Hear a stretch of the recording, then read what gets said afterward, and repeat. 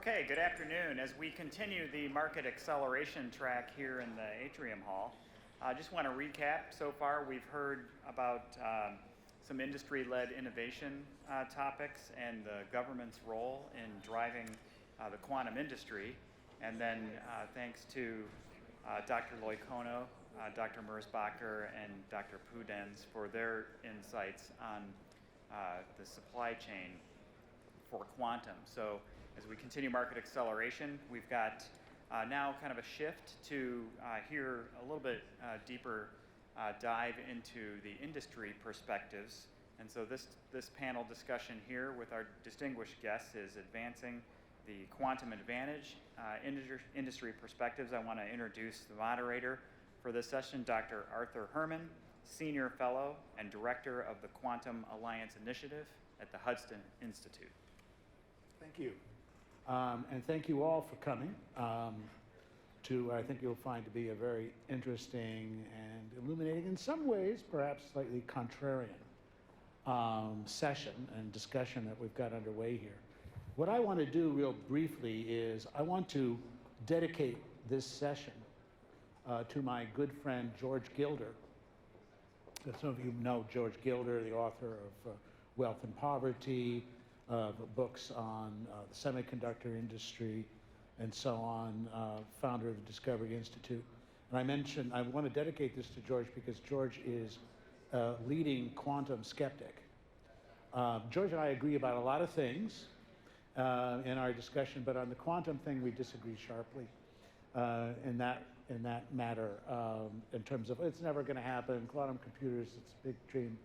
At the COSM conference, not this last one, but the year before that, we were on stage together.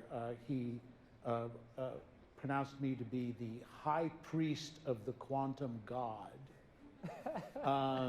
which I think he was sort of referring to in kind of Old Testament terms, you know, from that standpoint. But I actually thought, yeah, sure, I'll take that title. I'm willing to be a high priest for the quantum god.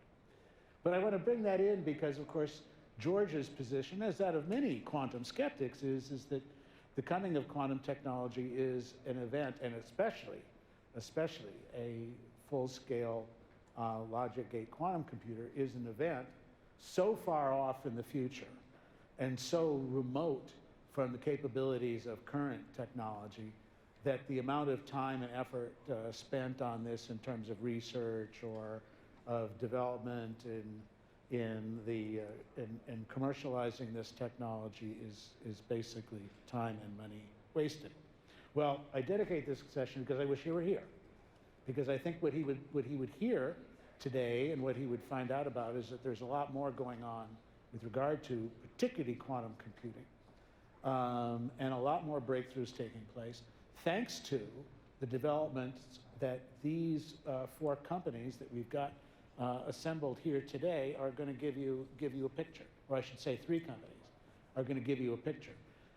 And a lot of the discussion that we're going to have today and discussion is going to center on the way in which the industry is moving more and more towards a hybrid model for advancing quantum computing and quantum technology generally, of finding new ways and innovative ways to integrate existing digital technologies as a way to both boost development of quantum and quantum research development and quantum computing, but also at the same time of how quantum computing can help to boost those digital platforms and lead to important breakthroughs and changes for both as we go forward here.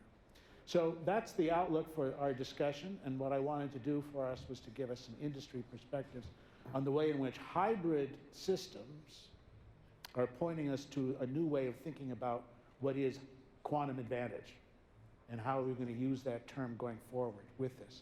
One last word before I introduce my panel.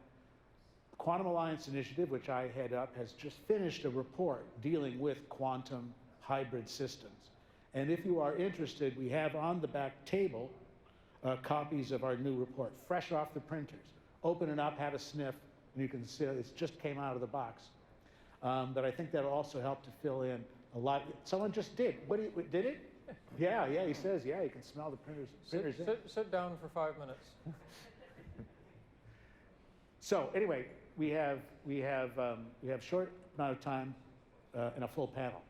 So let me introduce our panelists and companies that they represent. From Intel Corporation, we have Nathan Bishop, who's technical program manager there. From D-Wave Systems, we have Alex Condello, director of algorithms, performance, and tools. From IonQ, we are honored to have Chris Monroe, co-founder and chief scientist at IonQ. And then we're also joined, and he'll have some comments at the end, from the founder and leader of the Quantum Industry Coalition, based here in Washington, D.C., partner in the law firm of K&L Gates. For those of you who are not Washington insiders, that's Gates as in the Bill Gates and family Gates. We're going to have Paul talk to us about where, from QIC's perspective, we're headed with all this. But should we get started with Intel and then work our way down? Sure. Go ahead. All right. Thanks for the opportunity to be here. As Arthur mentioned, I'm Nathan Bishop. I'm representing the team at Intel Corporation, which spans the gamut from software developers and hardware developers at Intel Labs, all the way to the process engineers and the technicians running on the line, moving our qubits around through the factory. Intel's vision for quantum computing is very much the hybrid quantum classical system. We see quantum computers as accelerators or co-processors that have to compete and live in the high-performance computing space. And folks that live in that space know you do everything that you can to tailor the workflow to the hardware, to tailor the software to the hardware, and co-design is an important piece of that. We do see that for a future quantum computer, large-scale commercial relevance, the bill of materials is going to be largely classical, as a matter of fact. There's a lot of things that have to be developed in order to make this a system that can deliver practical quantum advantage to the commercial space. We also see that as being probably 10 years or more away, and that there's a lot of things that need to scale up from the relatively small tens and hundreds of qubit systems to the scale of millions of qubits using fault-tolerant error correction that are going to get us to the types of problems and workloads that will deliver practical quantum advantage, where someone can sit down and say, I need a solution, I have a budget, quantum is the best value. There's a number of challenges that are going to need to be overcome, and one of the reasons that I'm at Intel is because we're taking a full stack approach to this, starting out by building complete systems, even very small ones, so that gives us a chance to do the research across the full stack, because there's research at every level. Things like better qubits, getting through qubit fragility, getting better software development kits so that we can do fully reprogrammable systems. We need to get through the interconnect bottleneck between the qubits and the control electronics. We need to worry about high performance control electronics themselves, fast and low power. Intel's working on all of these things because there's big advancements that need to happen at all levels. The other challenge to the community is to be patient, right? We've picked silicon spin qubits because we think that's the optimal path forward for millions of qubits scale. But we need to be patient and avoid hype and avoid overpromising for something that is currently very exciting, but something where there is not necessarily a practical quantum advantage for most people.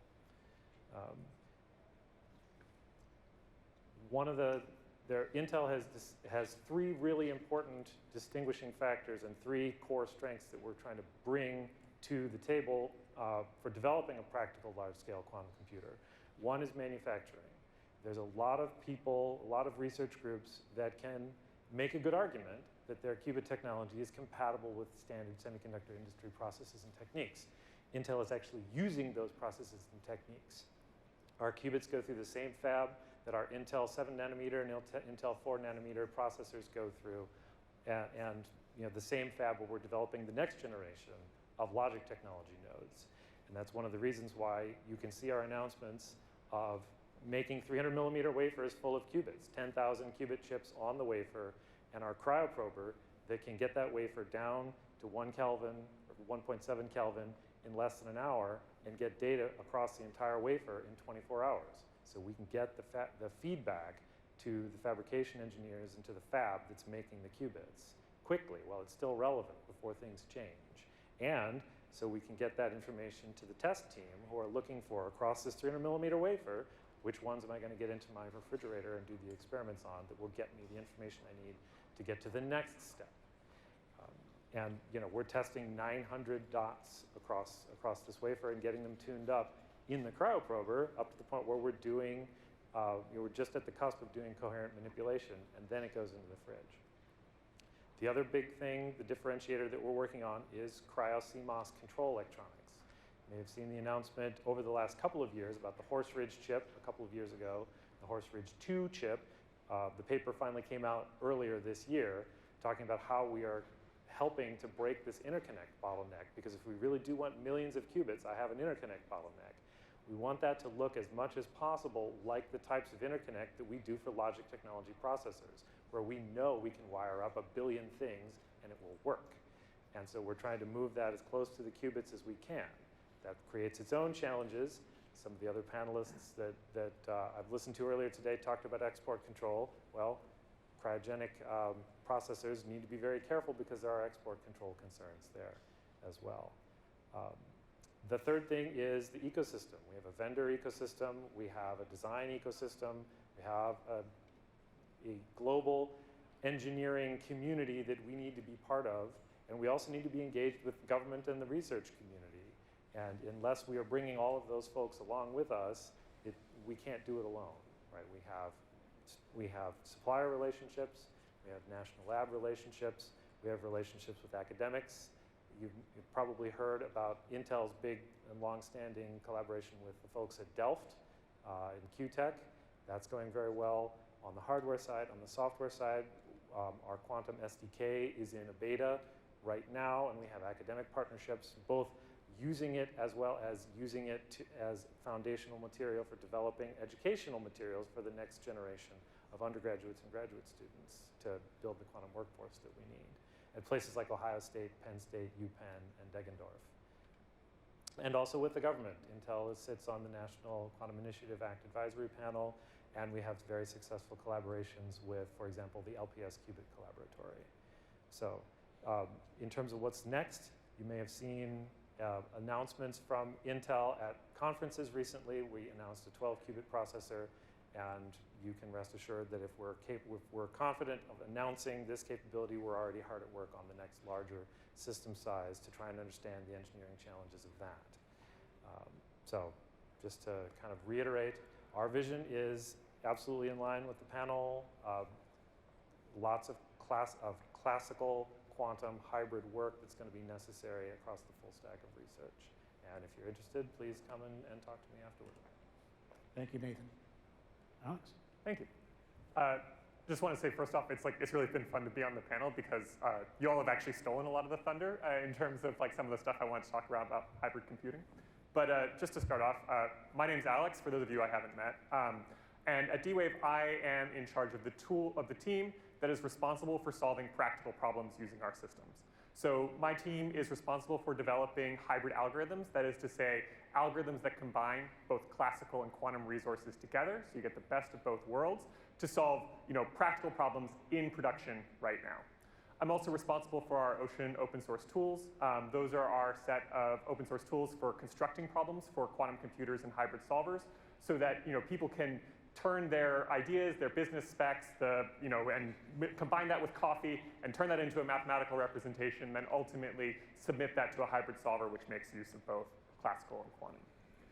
I do think that it's worth spending a moment on this hybrid computing because the way that D-Wave thinks about this is I think actually in line with a lot of what we talked. I had a chance to read the document that Arthur mentioned earlier, and it actually is it's perfectly in line with a lot of what we talked about. But to reiterate some of those points, I think for a long time, people thought of hybrid computing as almost a little bit of a dirty secret. It's people were trying to publish quantum results. They were trying to prove quantum supremacy. And in those cases, they were already doing hybrid computing because you need to be using classical components to run your quantum computer. But when you're trying to write a report that sort of shows a sort of pure theoretical quantum advantage, you actually want to minimize the amount of classical that you're talking about. You want to sort of sweep that under the rug. I think one of the key differences, and you're seeing this in the industry at large, and D-Wave especially, I think, has been this way for quite a while, is that we don't want to think about it that way. We think classical and quantum working together is the way forward. And in fact, if there's one nit I have to pick with the document is I think the diagram that shows sort of the quantum part and the classical part, I think the classical part needs to be a lot thicker. I think that classical computers do a lot of things very, very well, and the future of computing is heterogeneous. It's going to be using both. So with all that in mind, I think that one other misconception I hear that I think at D-Wave, we're really trying to educate the market on is that hybrid computing is sort of a transition phase. That it's this idea that hybrid computing is going to allow us to sort of solve problems, but eventually quantum is going to come in and replace that. But again, I would strongly disagree with that perspective. I would say that in the long run, we are going to be expecting to see systems that have both classical systems, so CPUs, GPUs, you're starting to see tensor processing units, vector processing units, all those sorts of things, as well as quantum annealers and gate model systems. Because as I think most of you know, D-Wave is developing both quantum annealing technologies and gate model technologies because we believe that even in the space of quantum, heterogeneous hybrid systems is ultimately going to be the direction that we want to go. So last year we published our roadmap at our Qubits conference where we talked about the future, what D-Wave's going to be working on in both annealing and gate and hybrid. And I'll also take a moment to plug our future Qubits talk, which is in January, where we're going to be talking even more about what D-Wave is doing in gate model, annealing, and hybrid. And with that, I'll pass it on to the next talk. Thanks. I'll take note of your discussion about our diagram from the book, maybe in subsequent editions. Yeah, great. Chris Monroe. Thank you, Arthur. Pleasure to be here. I'm representing IonQ as one of its founders and also the chief scientist there. As you may know, IonQ builds full-stack quantum computers from the quantum components all the way up to applications engineers and interfaces for users. And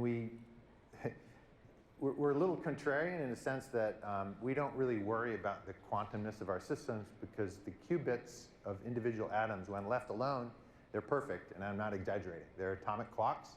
I got my start in this field a long time ago working on atomic clocks. We were, with Dave Wineland at NIST in Boulder, we were actually entangling individual atoms. We called them spins or atoms. We didn't call them qubits back then. We were entangling them to make better atomic clocks. And it turned out we were pretty much building quantum gates in these little quantum computers in a lab with tape and glue and so forth. And that's, that was almost 30 years ago. And with Jurczak Kim, who's co-founder of IonQ, he's more of an engineer than I am, naturally, but we've been working together very closely for the last 20 years. And we did the accounting recently. At our university laboratories, we've performed on almost $200 million of federal funding. Much of it the DoD and intelligence community, also NSF, to perfect not our qubits, but the controllers around them. And the story of our IonQ quantum computers is that we are always limited by the controllers. We are never limited by the fundamental stability and performance of the qubits themselves. And so the opportunity there, it took me maybe a decade or two to realize the gravity of this, and that is we're not limited by physics. We don't need any breakthroughs to scale indefinitely. We need very serious engineering. There are challenges indeed, but they're not quantum. Our systems can be at room temperature because the atoms are suspended above a chip. Could be made of silicon. It almost doesn't matter. There's nothing quantum there. They're in a small vacuum chamber, and that's why we can run at room temperature. And so the scalability of IonQ systems is really, we know exactly how to scale. I don't know precisely, none of us know precisely the engineering details on what components will look like, but I'm not going to be surprised in 20 years what's in the nuts and bolts of IonQ quantum computers. So with that, I want to kind of pivot up the stack and talk about benchmarks and performance. I could give you a jar of ytterbium atoms and say I have 10 to the 12 qubits here. Of course, I'm not controlling them all individually. And we never do that at IonQ. We only claim the number of qubits that we can control in a fully connected graph with sufficiently high fidelity. And what that means, if you have 10 qubits, you better be able to do 100 operations coherently before you start to see noise. Why is it 100? Well, it scales like the square of the number of qubits because you need to connect all pairs, generally. Not always, but in general, you need to connect all pairs, and there are n squared pairs of n things. So we're working now with between 20 and 30 qubits. That means we're approaching 10 to the minus 3 errors. That is, we can do 500 to 1,000 coherent operations. As we scale, we're very deliberate. We will not, if you have 1 million qubits and you're using them, you better be able to have a part per trillion noise characteristics. So that may never happen, but we may never need 1 million coherent qubits. If we have merely 100 good enough qubits, there's no way all the computers in the universe could ever simulate that system. So moving up the stack, we need users to play with our systems, to help us learn how to build them in particular ways. Our atoms, you might wonder, how do we connect them together? How do we wire them together? Well, we can't use a real wire because a real wire is a solid state thing. It's noisy. It's not a quantum object. It's very hard to make it quantum, especially to scale. Our wires, in a sense, are individual laser beams that we push on and off. And so we can turn on and off our wires. That makes it a very expressive, reconfigurable system. And here's the plug for hybrid systems. We absolutely need, just to optimize how we wire them together, will require pretty advanced machine learning in the long run. But we certainly use classical computers at the highest powers to even run circuits on our machines. At the higher levels, we're working with many customers. Hyundai is a good example. They're sort of all in on our hardware, and we're working with them on a couple of fronts. One is logistics, pattern recognition that will help with their automated vehicle, path to automated vehicles in the long run. Again, that's a popular subject for sure. And then the other one is chemistry materials for better, more efficient batteries. So the automotive industry is one example, and of course, every sector has needs that really can't be run on classical computers right now. And at IonQ, again, while our systems are available on the major commoditized cloud providers, Azure from Microsoft, AWS Bracket, and also the Google Cloud Platform, we have our own that we can work very intimately with customers, and we learn as much as they do because we want to learn how to build our next generation, maybe co-designed to a particular application. With the systems we're building, the systems are so expressive that we have an opportunity to compress our circuits to such an extent that we can run for a particular application. And I think that the last thing I want to say there is that if you look at an IonQ quantum processor, it looks pretty exotic. Individual atoms levitated above a chip in a vacuum chamber, poked with laser beams. But the one thing we don't worry about is the physics behind scaling. We don't need breakthroughs for that. That's interesting. I'm going to have some questions, but before I do that, Paul, do you want to say some words about where you stand with regard to the sort of the larger picture of not just hybrid systems with regard to where quantum industry is going, but also where you see quantum industry moving ahead? Yeah, well, first of all, thank you, Arthur, and thanks for your work on the Quantum Alliance Initiative. Thanks to our hosts at the Quantum World Congress and to the Reagan Building team. I want to ask everybody, for those of you who've been to an inaugural conference before, was it anywhere near this good? I mean, this has been just a... I know. for any kind of conference, let alone a first-year conference, I think this has been a fantastic conference and lots more great content to come. So really, really pleased with how that's going. So the Quantum Industry Coalition is a group of companies that are active in quantum and committed to U.S. quantum leadership, focusing on how U.S. policy can continue U.S. leadership. And I should say U.S. leadership in a very inclusive way. We're talking about leading along with our friends and allies around the world. And so the way I look at this question is, what are the politics of it? how does it sort of bear on on the incumbents that are out there and on adoption of quantum and so forth. And I think it makes my job a lot easier to hear everybody on the panel, and indeed really most serious quantum players saying, yes, we are going to be part of an ecosystem that very much involves and is enhanced by and in turn enhances high-performance classical computing, as opposed to some of the folks who are maybe quantum adjacent or quantum interested who say, we're going to, quantum's going to take over and do everything, and the time of the classical computer is over.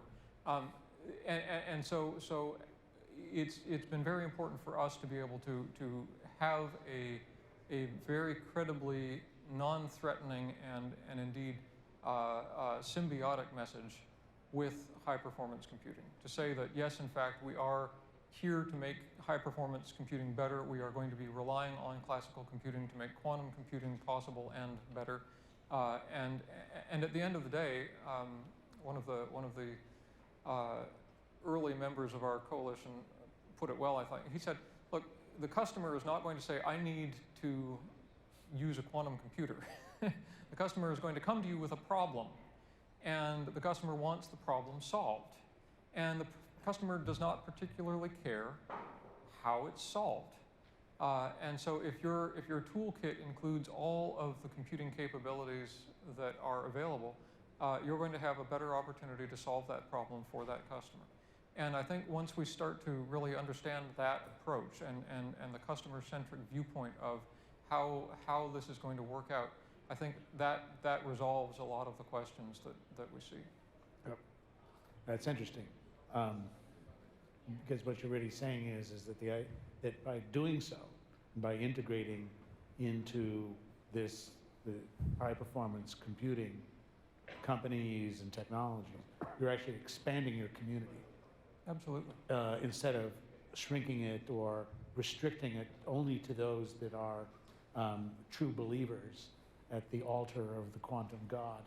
I'm sorry, I just had to bring in a religious metaphor at this point. Before we open it up to questions, and I know many of you have some questions to bring up, I'm going to pose a question to each of our panelists. And let's look, suppose we take the issue of hybridization and hybrid systems as a problem in and of itself, right? And look more deeply at that. And is from the perspective of each of your companies and each of your industry representatives here, what is the #1 obstacle for advancing what your company or what you yourself want to achieve in terms of developing those hybrid systems? Is it software problems? Is it hardware problems? Or is it both? Nathan? So we at Intel definitely sees challenges both on the hardware side and the software side. I think Dr. Monroe is correct that as the system scales up, the physics needs to be there for high fidelity operations. But the software is something that can be a barrier as well. You need to make it easy for people to realize what they can do with your machine.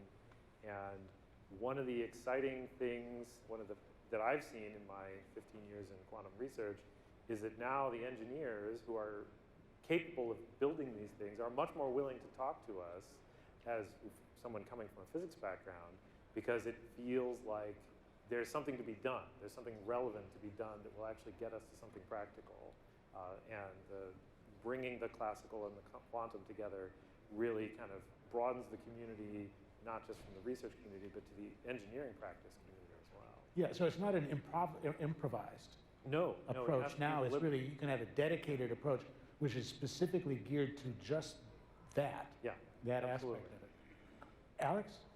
Yeah, I would say, so in terms of whether it's on the software side or the hardware side, I'm going to agree and say that it is both. I do think that software has the advantage of, in many ways, being able to move more quickly. You can spin up new algorithms at a rate that you can't necessarily spin up new quantum algorithms yet, because we don't have the sophistication of sort of compilers and tools that we would need, and the portability and the uniform interfaces and all of that. So, really, I think that's allowing both to play to their strengths, though, because quantum is sort of providing this rarefied resource, while classically you can iterate very quickly to adjust to what quantum needs. But I actually think the biggest challenge is not either of those, but it's getting more people on the system. Because coming to customers and explaining to them that, no, you really can use this, or the ways that you might be able to use it, or the things that you can benefit from is a continuing challenge for the entire industry. But when you start to bridge that gap, and when we started getting customers actually running their things in prod, we suddenly started getting a much better virtuous cycle where they were able to say, oh, actually it would be better if it did this in a slightly different way, or if you adjusted your interface this way, or your system was slightly stronger in this area. And we are able to incorporate those changes, month after month, quarter after quarter, year after year. And so building that sort of full stack connection and then strengthening it and expanding it, I think is the biggest opportunity and challenge for the industry as a whole. Chris? I would say that our company's biggest hurdle in this area is wanting. I've always thought our company would be a software company in the long run because we'll stop thinking of the hardware because it works well. And that's what we have with classical computers. There's a standard. We adopted the silicon semiconductor. There were other choices back 50 years ago. And the other choices probably would have been just fine, but everybody agreed on a standard. We're really far from that now. I think the qubit technologies, and as a part academic, I hate to run roughshad on academics, but I think a lot of noise is coming from academic circles. I mean, there's still a lot of physics to be done out there, and seems like every week you read something in one of the journals that, there's a little bit of a coherence here. This is a new qubit. We're going to make quantum computers out of this. And it'll take decades and probably a few $1 billion before they can really safely say that.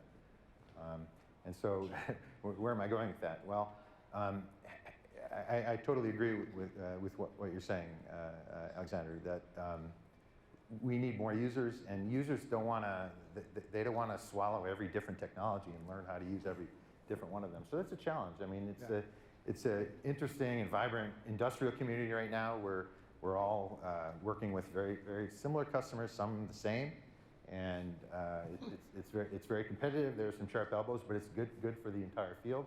I think when we get a standard, it'll be even better and things will accelerate. Yeah. A little chicken and the egg there. No, that would make a lot of sense.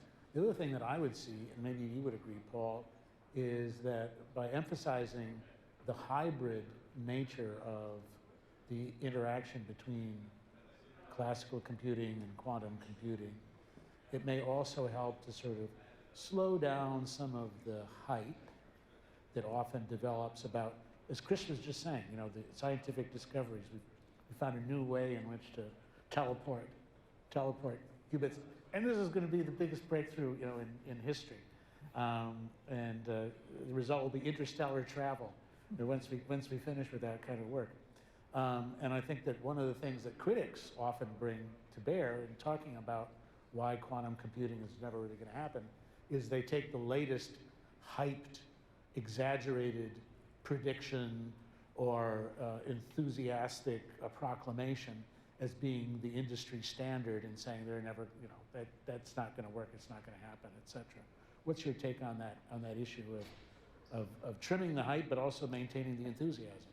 Well, I think it's a very important needle to thread, and certainly one that we try to do when we're talking to the Hill or to the administration, because it is important to be as clear as we can about where the capabilities are and where they're likely to be, but also about the amount of investment and time and uncertainty that surrounds all of this.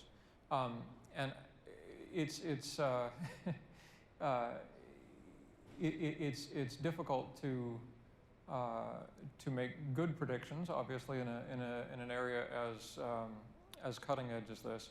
But it's also, I think, important to make clear to federal decision makers that because this is such a long lead time set of technologies with potentially such tremendous ramifications, both from an economic and a national security perspective, it is worth investing, and it's worth investing wisely and with a strategy so that we are not finding ourselves later on down the line in a position from which we can't recover. Yeah, we didn't really even raise the national security aspects of hybrid systems or these kinds of developments. We touch on it a little bit in the report that you'll have at the back, but I think that's something we'll reserve for another session in the future. Should we open it up to questions from the audience?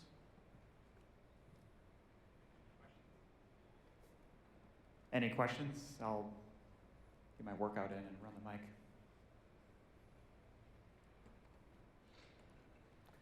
I'll take one that's maybe a little less, is it hardware, software oriented? Can I get you to one thing Yes, for questions? Just identify yourself and whatever affiliation you care yes. to. Dana Linnett, President and CEO of the Summit Group here in DC. I wanted to ask if you feel that industry is paying enough attention and investing enough in, and I know this is covered in another section, but I want to hear from your point of view, given the huge amount of international cooperation that's going on right now. The fact that most companies are taking government color of money, are you investing enough as an industry in export controls and having the necessary TAAs to be sending information around? And do you see the investment community supporting companies that want to invest in those things? Maybe I'll start. So IonQ is actually located inside the Beltway, about 10 miles from Fort Meade. So and the research that's the underbelly of all our technology was funded in large part by the NSA, by IARPA, and so we're surprisingly, those agencies had a very long view, and they even fund foreign universities that we compete with. It's very interesting. Tells you sort of they just want to get the best researchers in the world, period, to understand some of these issues. Now, as a company, the bar is raised because there's supply chain issues for the components that we use. Of course, we use atoms, so you can get them anywhere. We don't need very many of them either. That's really not the issue. It's the optical controllers behind it. There's pretty serious tech there. A lot of it comes from Germany. A lot of it comes from Asia. And so, export control, I would say, is a real worry. It's more of a concern of ours in the long run, being able to operate. And then I'll also mention personnel, both at the university and at the company. More at the university, we obviously train a lot of foreign nationals, and I hope most of them stay here in the U.S. Some of them won't. But we shouldn't close the door just because of that, because some of them will stay here, and we really need to open up those doors. If we export control this technology too early and put up walls, we're going to lose. We're going to fall way behind. It's happened in other technological sectors like satellite industry, and we don't want that to happen in quantum. I think there's always going to be. We have to decide what's the acceptable risk, what's the acceptable leak rate. There's going to be IP that's stolen. It's going to happen. Just stay ahead of it and be way better than those that are taking it from you. That's my somewhat opinionated view of this. Yeah, I can speak a little bit on behalf of Intel. Our researchers who are working on the quantum team, roughly a third of them from the United States, roughly a third from Australia, and roughly a third from Europe.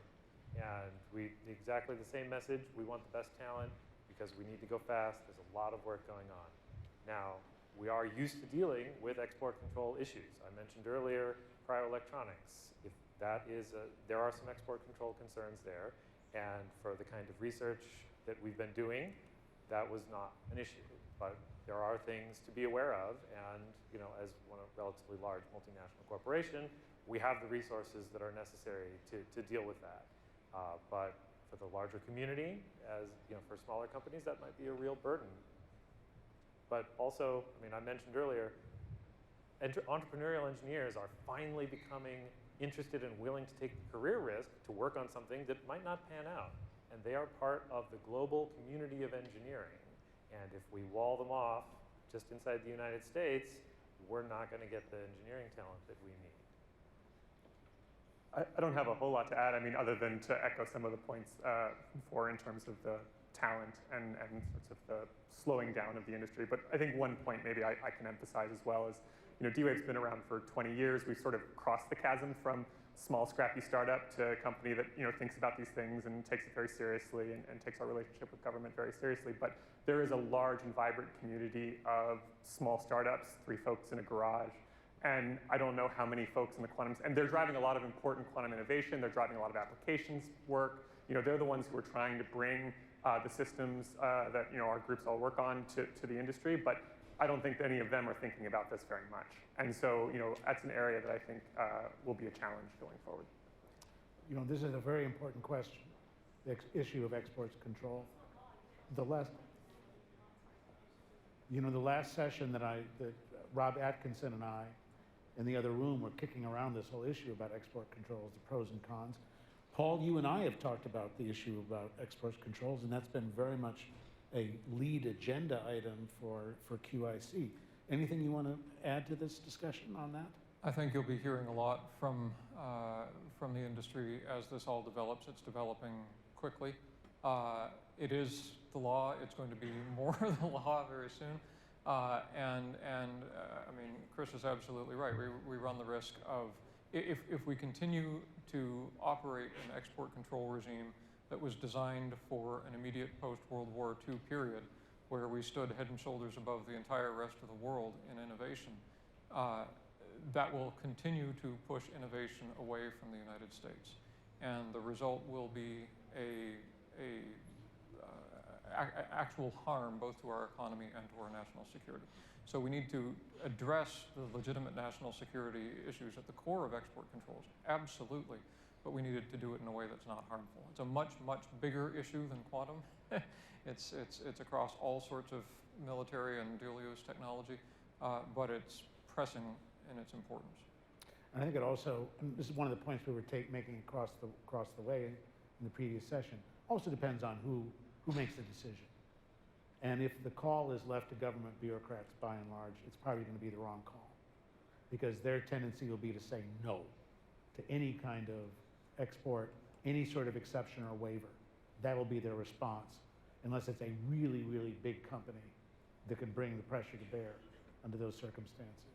And I think when it comes to export control for quantum technology, that having the right mix of, on the one hand, those whose chief concern is national security and who understand the issues and what's at stake there, but at the same time, people like the people here in this panel, who can sort of say, no, don't do that. That's exactly the wrong approach. He will stifle innovation by doing so. He will stifle scientific development. Whereas in this area, there is one in which what your concerns are also ours too, because we're Americans. And we also want to keep our country safe and keep hostile powers from acquiring the technology that will make them more hostile and more powerful as well. Yeah, please. Jim Didiger with American University. Several of you had mentioned tamping down the hype, which isn't really the American way of doing things. We're not known for tamping it down. I could make the argument that hype, generates interest, it generates money, it generates some people who want to get into that field, some backers, maybe some innovation, right? There's a lot to be said for the hype. And yet, if you channel it correctly, there are benefits. And if it's taken to an extreme, it causes real problems. Could you speak to that balance a bit more? Because tamping down the hype, I'm not sure I've ever seen it successfully done in areas like this. Well, I think I will be the first to reveal on this stage that very shortly D-Wave is going to be launching a cherry red quantum computer to Mars, and that's just. I'm going to hear about that later. There's good hype and there's bad hype. There's legitimate expectations about what quantum computing is going to be able to do, and frankly, that's mind-blowing stuff.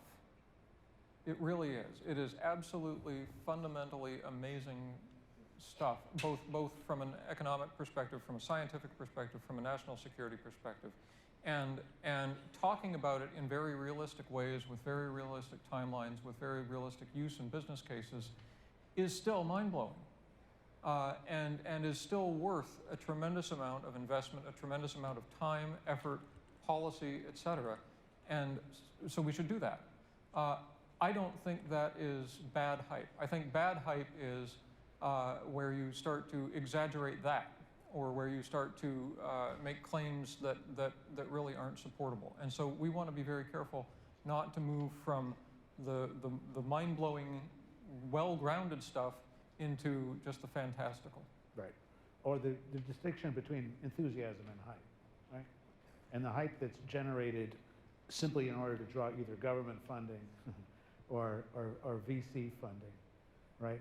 And is cooked up precisely for that point, but really rests on very, very uncertain and unprovable kinds of assumptions or claims. That's the sort of thing.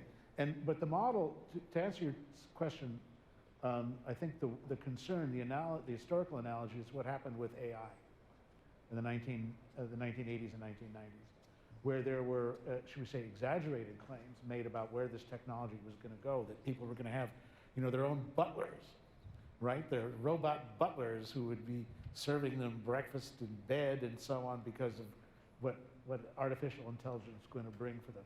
And then when the public and also funders realized that this isn't going to happen, at least not for a long time, and the funding dried up and the government support for it dried up, and we missed several steps in the development. It was a very promising emerging technology, and that we're still scrambling to make up for, and is still scrambling to, in comparison, for example, with China, and where China was able to really focus on what the advantages would be for pressing ahead with AI and machine learning technology. So I think part of what you're talking about is, yes, it goes against the grain of what it is that makes American capitalism, but a lot of the concern in the quantum community, and correct me if I'm wrong, is precisely because of what happened with AI. Am I mistaken? No, I think that's a legitimate concern. I will say also, though, that one of the places the hype has really reached and is really changing is the way that we teach quantum mechanics to students. Because fundamentally, quantum computing has made some very abstract physics concepts much more approachable. Yeah. You can log on to some of these, or play with some of these quantum software development kits, and if you think about teaching quantum mechanics in that way, everybody knows how to use a computer these days. It actually makes some of the more abstract concepts more practical for teaching kids. That's the Q-12 initiative. Yeah. It has, really, I didn't take it seriously at first as a researcher, but once I got involved, it's actually really fun to reimagine some of the ways that we teach, maybe not all the way as young as kindergarten, but even at the undergraduate level, the way you would approach bringing new students into the scientific community, into the engineering community. That's very interesting. And then when you think about quantum computing for babies, right? Yeah, And I have the a couple co-author who of tells copies us of that book has myself. sold more copies than Dr. Seuss. I call that enthusiasm, not hype. Anything else? We have time for one more, and then before we wrap up, please. You have time? Yeah. Yes. Andrew Hammond, Zapata Computing. So beyond hype, we all go to the same conferences, and thank you to the producers of this event, because I'm seeing fresh faces. Usually it's the usual list of suspects that we all know and love. My question is, how do we, as an industry, expand real customers, beyond awareness and interest, but actually getting folks to start investing in hardware and software in quantum computation? How do we expand the market, is my question. I mean, I have a short answer, which is that we have to deliver, at least occasionally. And that's where, I mentioned earlier this sort of customer-forward, virtuous cycle approach, which is that, and this is, again, where hybrid, and to even bring hybrid in is really important, is if you can start delivering customer value to customers, they'll pay you money to do more and to improve it and to continue. And so I think one of the best things, and this even gets at the hype question, one of the best things we can do as an industry is start to deliver actual commercial value to commercial and government customers. We've got time for one more comment from our panel, and then we do have to wrap it up. Otherwise, Mimi's going to come up here and take us away. Sure. One of the, as somebody who's worked closely with both scientists and engineers, one of the things that would really help the conversation is interfaces or ways of abstracting away the problem so that teams of people, whether they be customers and companies or engineers and scientists, can have a productive conversation without having to know absolutely everything about what the other team is doing. And we have that for digital classical computers. We've had the stored program model, the von Neumann model, RAM, CPU, video card. types of abstractions for a long time. And we don't have that for quantum. It's the missing hierarchy problem. We don't have a good hierarchical way of describing quantum computers so that people can work in their area of expertise, still come together and deliver something useful. Well, all I can say is George Gilder missed a hell of a panel. And I know he'll be sorry that he didn't add to his education and wear down his quantum skepticism. Let's thank our panelists.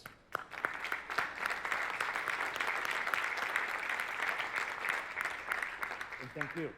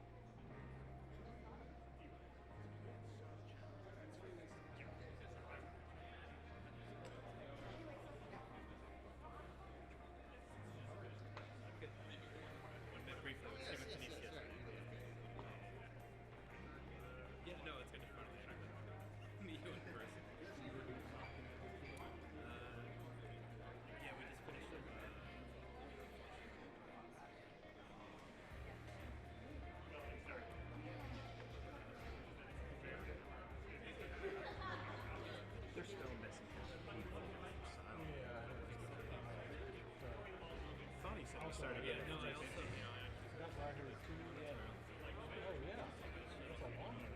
yeah. I said, no, we're gonna get started. No, I was actually under philosophy, so.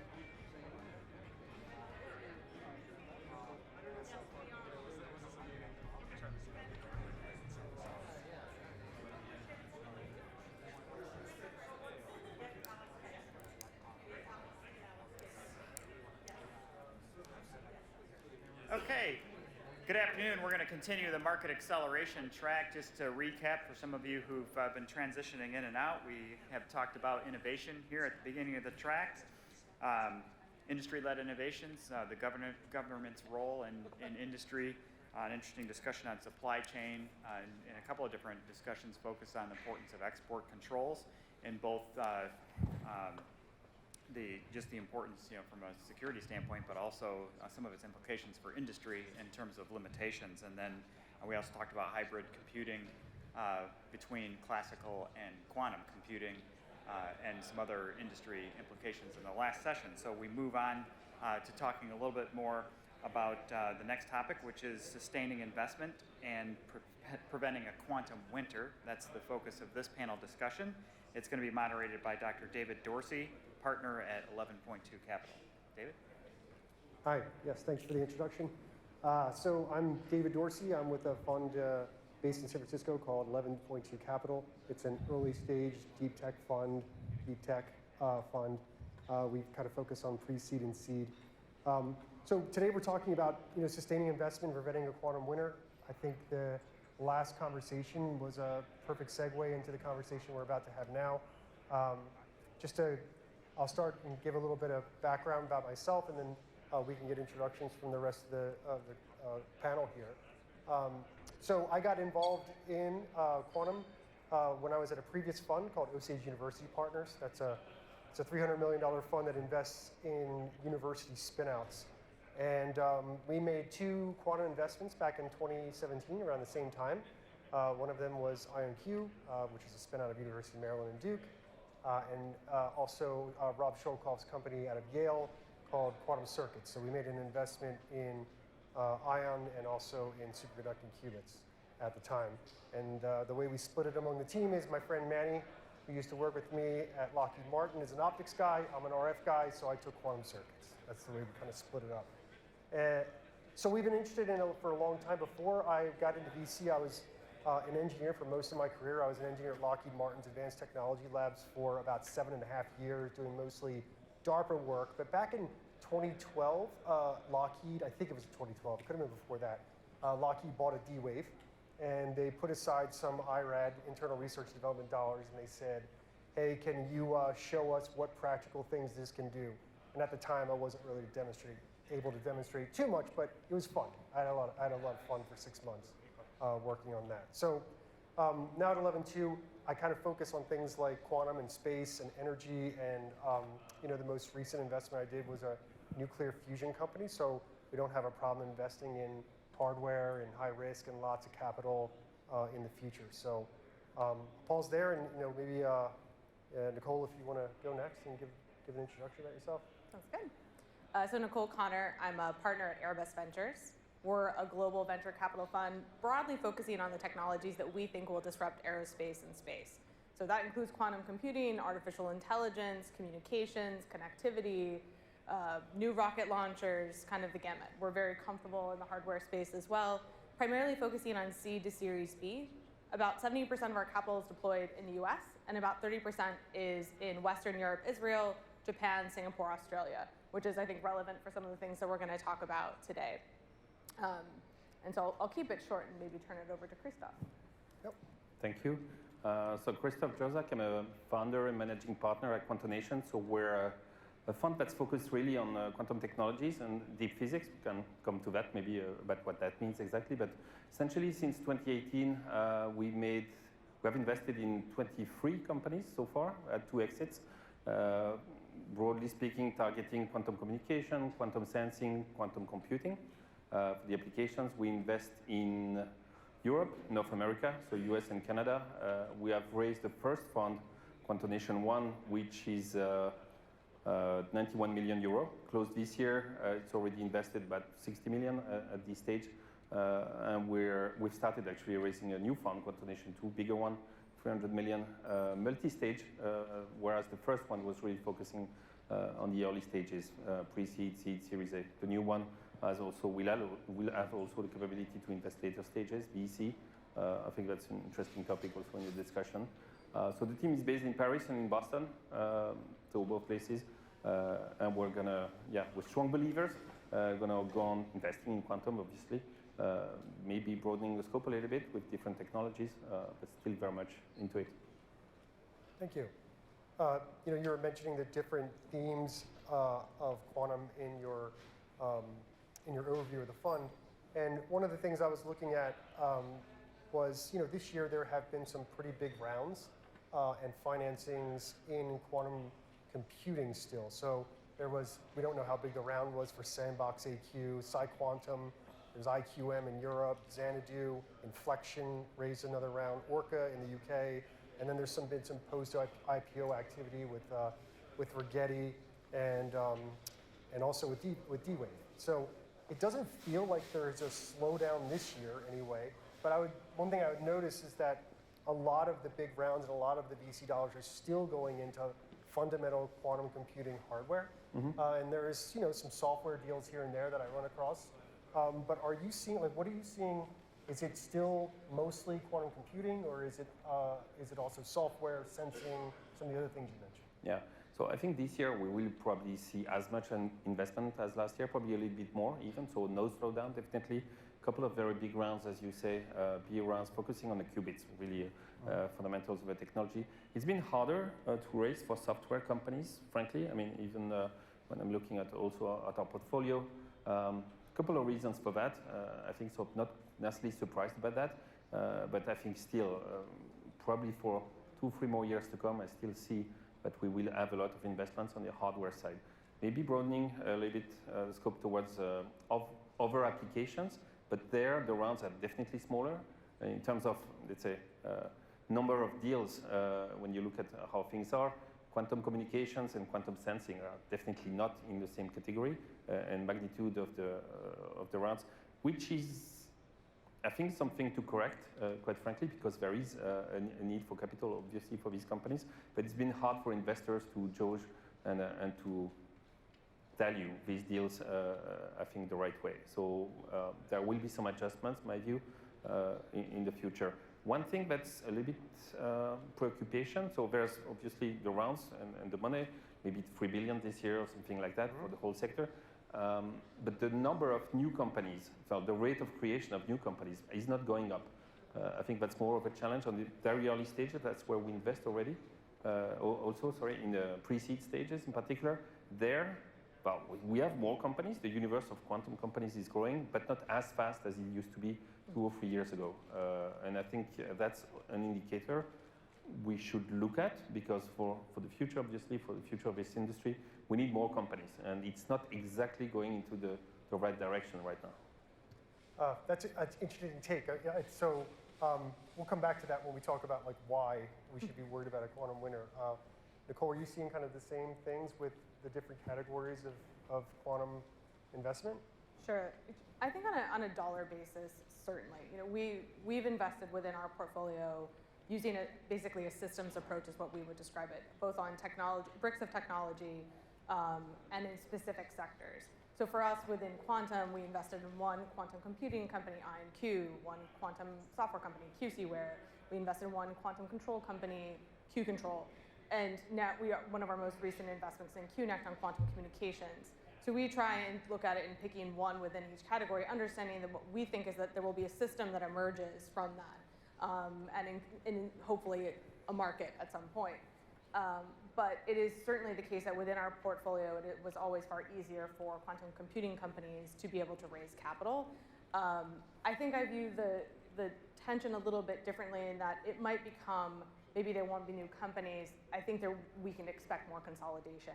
And in particular, next year, when we think about it in the venture capital community, with the recession conversation, I think that there will be probably consolidation, acquisition of some of these smaller startups, which is not necessarily bad as long as they're getting access to capital to push the technology development forward.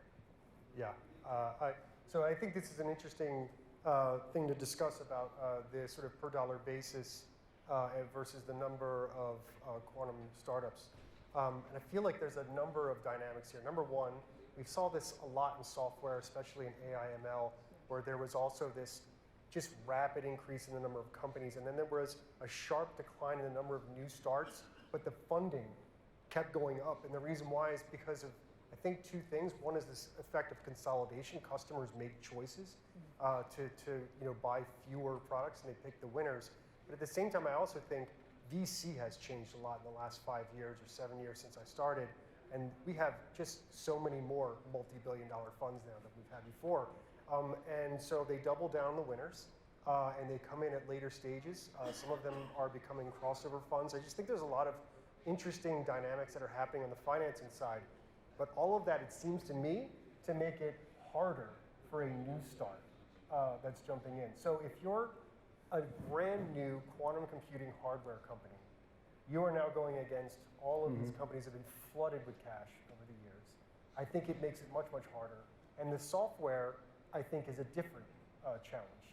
And we'll get into that in more detail.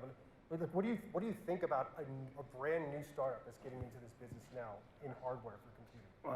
Well, it's difficult, not impossible, but definitely, for us, the first thing we're looking at for new companies at pre-seed and seed is really the science that's behind. So, and there, it's hard to imagine being radically different from, let's say, an ion-based company when you have already a couple that are ahead, quite a couple of years, lots of money. But there are still alternative platforms, I think, that could emerge. They are sufficiently different in terms of the perspectives that they're bringing for quantum computers. Might be fault tolerant, might be some things maybe on error mitigation, might be different way to scale. I have a couple of ideas in mind, so a couple of projects we could imagine funding. They're still in the lab, frankly, not necessarily structured as a project, as a company yet, but I could imagine that going. But coming on established technologies, like established quote unquote, but ions, neutral atoms, or photonics, I mean, that's going to be tough. And let's say standard superconducting qubits, for example. But there are other approaches. I still think there will be opportunities. We're far from having the blueprint for the kind of quantum computers that we want. So there will be opportunities, more difficult for sure. And the science must be top-notch and different and bring something new. Yeah. Have you seen anything that kind of breaks the mold in the hardware category?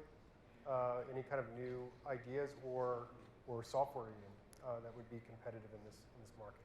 Within quantum computing, there hasn't necessarily been sort of a game changer. I mean, again, going to quantum communications with QNEC, this was a deal that we announced in August. I would say this is a game changer. Unfortunately, Dr. Noel Goddard is speaking on a panel exactly right now, so I can't even support my portfolio company. But I think that's one for folks in the room to take a look at. I think that's one that for us, the infrastructure that will come with what QNEC is building out in New York City is going to fundamentally be a game changer. On the quantum computing side, I agree with Christophe that it's not necessarily the case that, and I think all the conversations in the room today that I've heard so far is that we haven't necessarily settled per se. What happens though for the existing folks is that they do have a competitive moat to the extent that they have cash on hand, because quantum talent is extremely expensive, which is why for these earlier startups, it's far easier for an acqui-hire to occur from a larger company that maybe has substantial VC backing or is public in the case of IonQ than they might experience unless they can get to Christophe in that pre-seed stage or to us. But fundamentally, you just need a lot of capital to really push this innovation forward. So from our perspective, there's certainly a lot more to emerge, but we're looking at the technologies that we think will happen after it, is maybe a different way of putting it. So I use QNEC as an example. Another one is Revel out of Paris, which is looking at fully homomorphic encryption. What do we do once quantum supremacy, whenever that will exist, per the debates earlier, what are the technologies that we need to secure information once that point in time arrives? Got it. That's really helpful.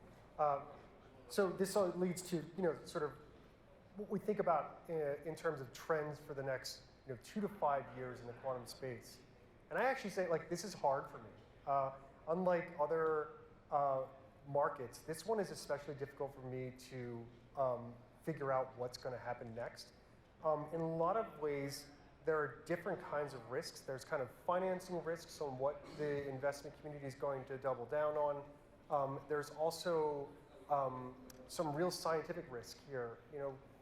Chris from IonQ was mentioning, they can get to 100 qubits, we can do something really special, actually, with the IonQ device. That's true.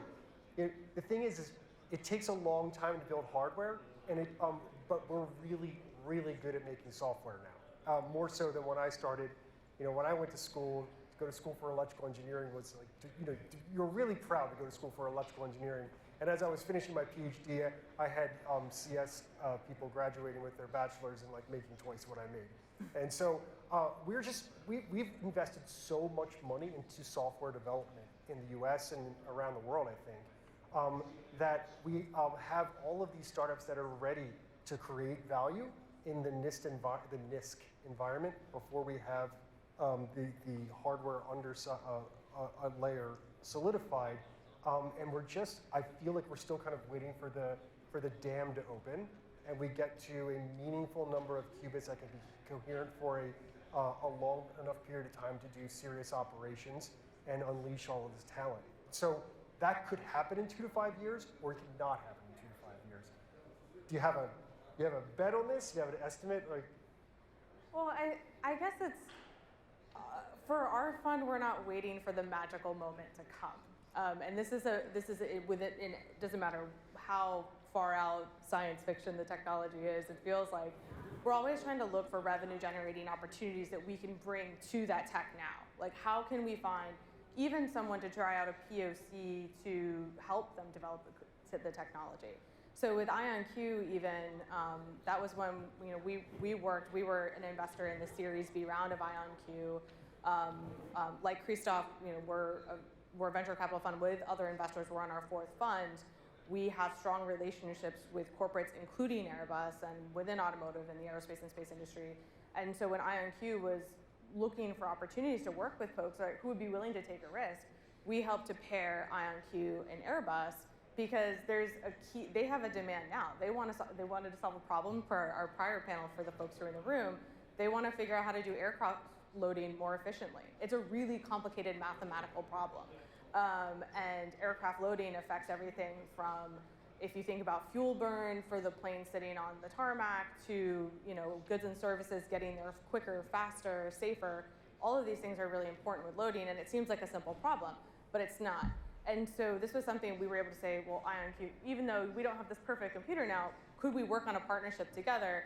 This was announced a few months ago. And so for us, I think we're looking for even those, small wins in the interim in the next 2 to 5 years, where we can see these companies working on projects and problems that will help them get to the point where we can have something, which is, I think, when we talk about that moment, we're looking for perfection, and I think there's opportunities in between. Yep. Yeah, I pretty much agree, I would say, with the approach, especially over the next 2 years, with the situation we're in VC, in the economy in general. I think we definitely need to show some value for the dollars that have been put into these machines, into these companies. Yeah. Really, I'm quite optimistic about that, and it's not just wishful thinking. I think seeing what's happening, progress with hardware, a couple of platforms, approaches really from qubits to applications that have seen tremendous progress, code design, etc., all these words that people are talking about. So I'm really optimistic about that, and I think we'll see meaningful applications. It's not going to change the world from one day to the other, that's for sure. I mean, something more progressive, incremental, that's what we'll have to go through. So I'm more skeptical, definitely, about getting to the perfect universal machine, which is in many ways still a scientist or physicist dream, in my view. Might happen, might not happen at all, I think. So that's something I'm not necessarily concerned about.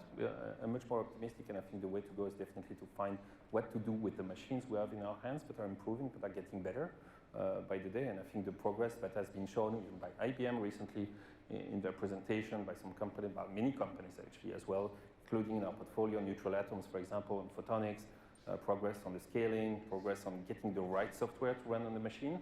I think I'm really positive and optimistic about what's going to happen over the next 2 years.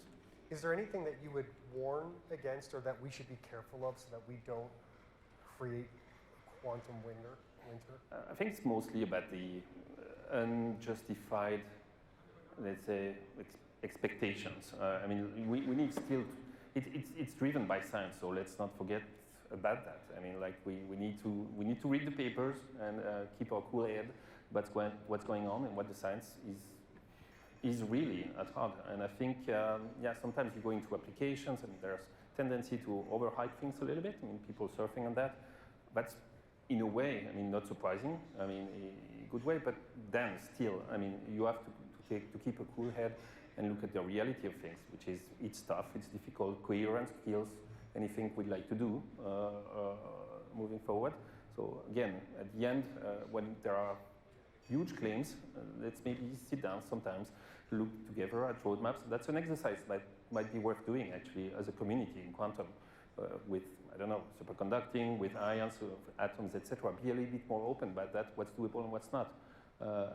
And I think that could be pretty humbling in my view.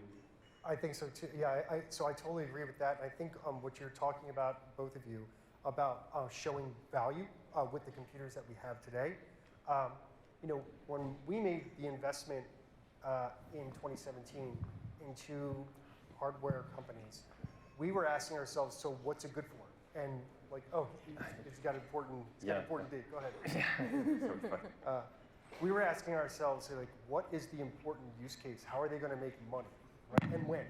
And you know, there was some talk about machine learning. There was some talk about security and cryptography. But the big one, the one that everybody got really excited about, was quantum simulation. Where you would be able to do chemical discovery, materials discovery, and eventually, when we have enough qubits, you'll be able to do life science bio simulations. And that was the investment thesis to a lot of the investors early on back then when we were talking. And I think that there needs to be like a taming of expectations now. There's a lot you can do with adiabatic systems and some clever software. There's a lot you can do with hybrid. There's a lot of low-hanging fruit. And to me now, what I'm resistant to when I'm talking to quantum startups is when they don't show exactly how they're going to make money. So are you going to be a security company? Are you going to be a drug discovery company? Are you going to be a therapeutics company?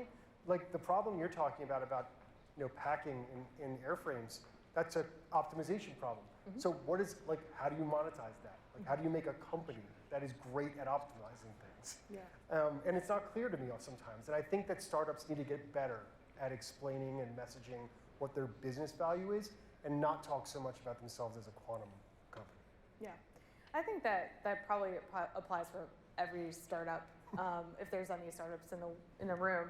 I think that there's generally a disconnect between, and I think, and I'm sympathetic to this, we do quite a lot of university spin-outs too, and I know you've gone through this process. You're talking about an academic scientist who is so passionate about the work that they've been focusing on for, who knows, 15, 20 years, and spinning out into a company. They're not necessarily focused on sort of creating a business model.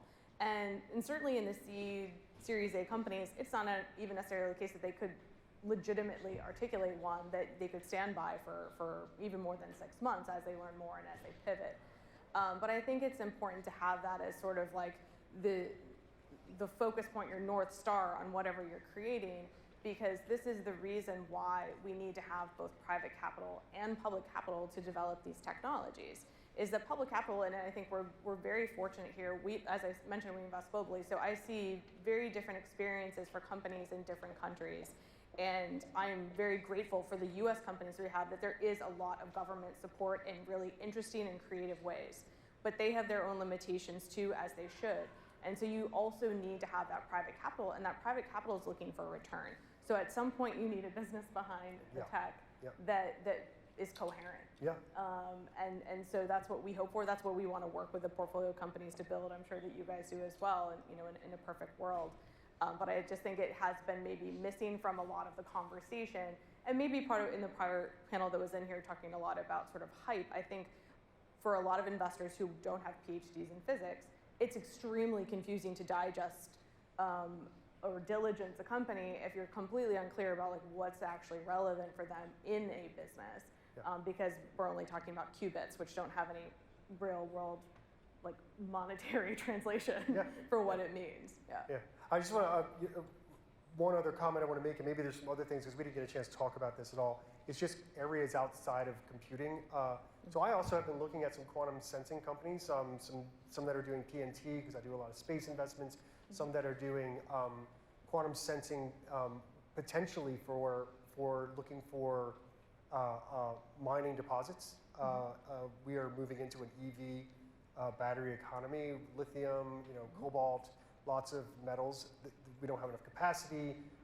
We don't want to drill everywhere to look for these things. And so sensing is a big thing that we weren't talking about 5, 6 years ago because EV hadn't taken off quite the way it has now. So like that to me seems like you could ride that wave. Quantum sensing may actually have some potential and get some funding if they can demonstrate that that's something that they can actually do cheaper and non-invasively. Is there stuff like that you see outside of computing where you get excited? Yeah, I mean, Q-Control, that was exactly the reason why we had invested in them. They're, now looking at more of the rare earth minerals and, how to, intelligently mine, but, have applications on satellites for kind of identification of assets globally. So it has applications and projects and real customers, which is really great. But that was the one that, from our perspective, has been the farthest along. I'm sure there's other companies that we just haven't come across yet. Right. But they also have like the easiest way to explain their value. That's 100%. like sort of what I'm getting at. Yeah. And sometimes you have companies that they could potentially discover a drug, and then my question is, well, then why don't you become a drug company, right? And that's like the question for me is, I know we're running out of time, but I just want to wrap up. Like in terms of quantum winter, I was at an ARPA-E conference recently for nuclear fusion. I said I did an investment in nuclear fusion. You have to think like this one's really out there, right? Like it's a once a fun kind of investment. We were talking about this, like how do we make sure they don't overhype it so that the markets get sick of us?